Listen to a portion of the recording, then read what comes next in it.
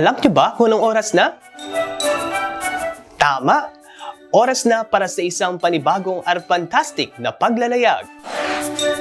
Binabati ko kayo na isang maaliwalas na araw, mga ka-Arpanatic. Ako nga pala si Teacher Kerwin.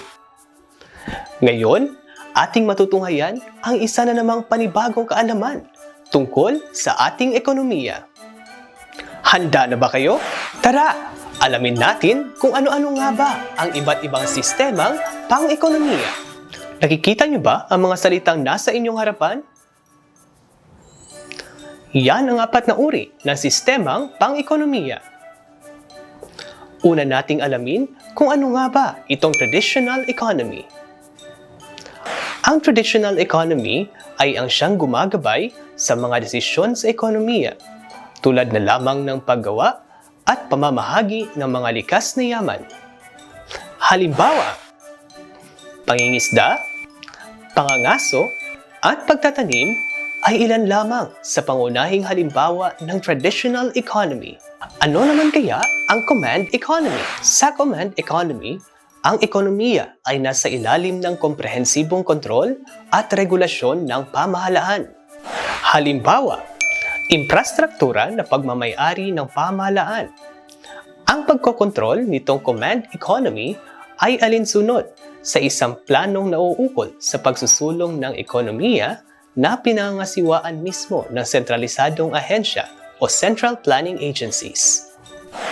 Dito naman tayo sa market economy. Ang market economy ay ginagabayan ng mekanismo ng malayang pamilihan. Halimbawa, maliit na negosyo na ang nagmamay-ari ay iyong mga pribadong sektor. Karagdagang kaalaman, ang pangunahing katanungang pang-ekonomiko ay sinasagot pala ng puwersa ng pamilihan. Ang market economy ay nagpapahintulot sa pribadong pagmamay-ari ng kapital, pakikipag-ugnayan sa pamamagitan ng presyo, at pangangasiwa ng mga gawain. Panghuli ay ang mixed economy. Ito ay isang sistema na kinapapalooban ng elemento ng market at command economy.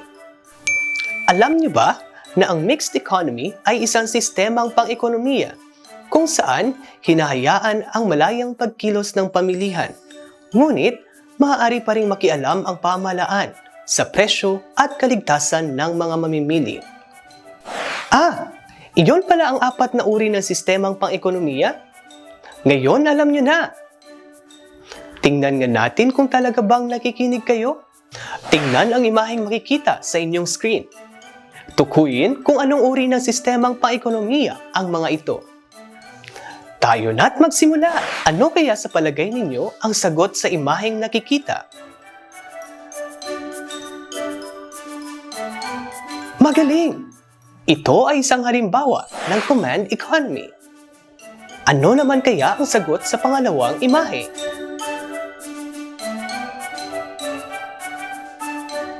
Napakagaling!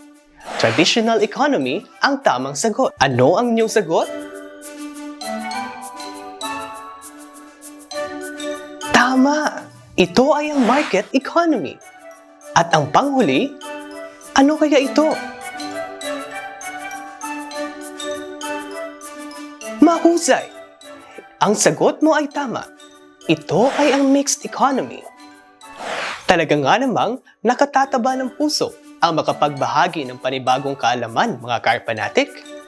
Manatiling nakasubaybay para sa iba pang leksyon. Dahil sa Arpan, ikaw ay Arpantastic. Ito si Teacher Kerwin na nagsasabing ang karunungan ang sandata natin para lampasan ang mga hamon ng buhay. Hanggang sa muli, bye!